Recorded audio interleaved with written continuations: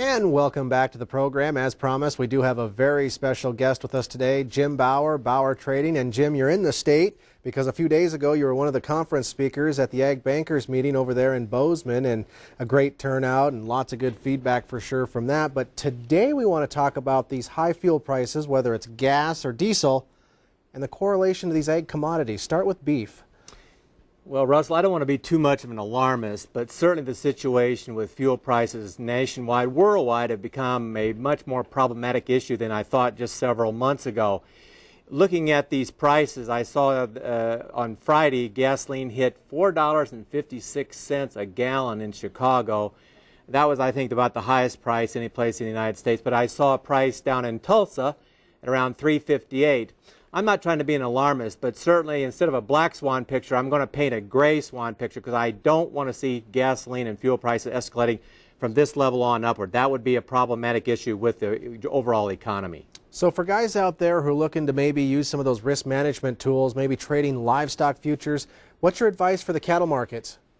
Well, I've been advising people to get enough production sold to at least cover input costs. Certainly I've been pricing the steers on the board and leaving the heifers and the replacements basically on a contractual basis. I really think the steer price was kind of artificially fluffed up by the higher value of the heifers.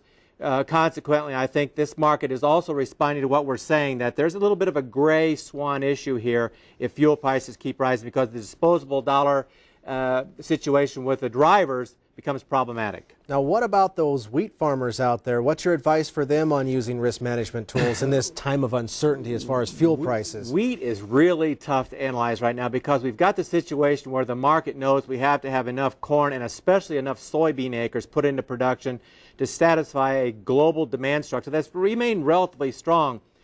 Looking at the supply-demand table for wheat just by itself, it's more bearish than, say, for corn or beans at the present time. On a kind of a positive uptick, though, I actually think, and I may be wrong about this, I think there could be less spring wheat acres planted here in the northern plains than originally thought, because I think there's going to be some acres shifted over to corn and soybeans because of the higher income value.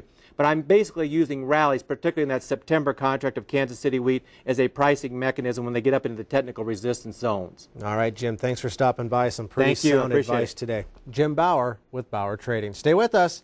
We'll have a look at those ag markets right after this.